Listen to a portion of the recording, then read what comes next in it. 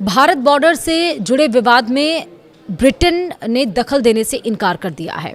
नेपाल के पीएम बालेन शाह ने गुहार लगाई थी इस बात को लेकर, लेकिन ब्रिटेन ने साफ तौर पर इनकार कर दिया है। एक जोर का झटका पीएम बालेन शाह को लगा।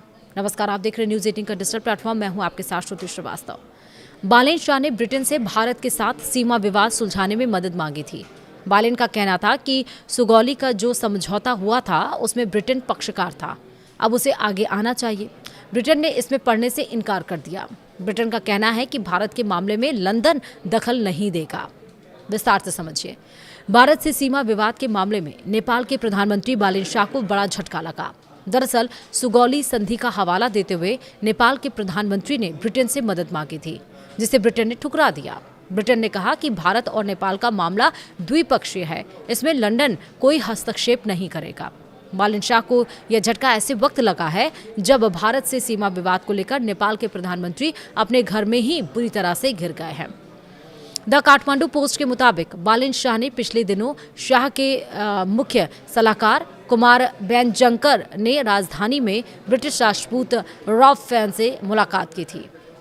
बेनजंकर का कहना था कि नेपाल और भारत के बीच सीमा को लेकर जो सुगौली संधि है उसमें ब्रिटेन भी पक्षकार रहा है। ऐसे में सीमा विवाद को सुलझाने के लिए ब्रिटेन को आगे आना चाहिए। साल 1816 में ईस्ट इंडिया कंपनी और नेपाल के बीच सुगौली का समझौता हुआ था। इसमें दोनों देशों के बीच सीमा सर्वे को लेकर फैसला हुआ था। नेपाल इस समझौते को मानने को तैयार नहीं है। उसका कहना है कि इस समझौते में काठमांडू की कुछ जमीनों को भारत के हिस्से में दे दिया है। वहीं काला पानी इसका प्रमुख उदाहरण है। रिपोर्ट के मुताबिक प्रधानमंत्री के मुख्य सलाहकार बेनजंकर ने ब्रिटेन प्रधानमंत्री से कहा कि आप उस वक्त मुख्य पक्षकार थे, इसलिए आपको इस मसले पर बोलना चाहिए। आप अगर इसकी पहल करेंगे तो नेपाल और भारत के बीच समझौता हो सकता है। इस पर ब्रिटेन के राजदूत फेन ने कहा कि यह मुद्दा नेपाल और भारत से संबंधित एक द्विपक्षीय मामला है और ब्रिटेन इसमें हस्तक्षेप नहीं करना चाहेगा। इसके बाद प्रधानमंत्री के सलाहकार वापस लौट गए। रविवार यानी कि 31 मई को नेपाल संसद प्रतिनिधि सभा में बोलते हुए बालेन शाह ने सीमा विवाद को लेकर विवादित बयान दिया। बालेन ने कहा कि जब प्रधानमंत्री बना तो मुझे पता चला कि नेपाल ने भी भारत के कुछ जमीनों पर कब्जा कर रखा है। बालेन के इस बयान को विपक्षी कम्युनिस्ट पार्टी ने राष्ट्रद्रोह करार दिया है। वहीं नेपाल विदेश मंत्रालय ने एक बयान जारी कर इस बयान को गलत करार दिया। विदेश मंत्रालय के मुताबिक नेपाल के कुछ किसान भारत में खेती करते हैं। वहीं विपक्षी पार्टियों का कहना है कि नेपाल के प्रधानमंत्री इस बयान को लेकर माफ़ी मांगे।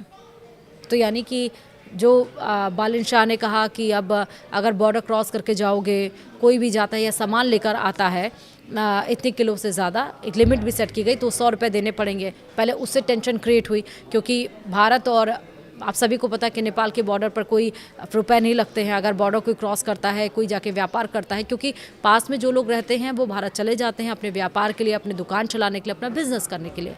लेकिन हर रोज़ वो अप डाउन करते हैं, तो आप सोचिए कि उनको 100 रुपये रोज़ देने पड़ेंगे। जितनी कमाई नहीं उतना खर्चा। इस फैसले के बाद एक सीमा विवाद का फैसला लेके बालेन आ गए हैं। तो आखिरकार बालेन शाह, जिसको जेनजीज ने आंदोलन कर विद्रोह करके लाए थे और सरकार चलाने की सरकार पर बैठाया था, सरकार चलाने के लिए ताकि देश का विकास होगा, वो तो अपने ही स्टेटमेंट्स बोलते जा रहे हैं। अब ब्रिटेन ने साफ तौर पर इनकार कर दिया है। विपक्ष बालेन शाह को घेर रहा है। देखना है कि क्या कुछ होता है। वीडियो में इतना ही। नमस्कार।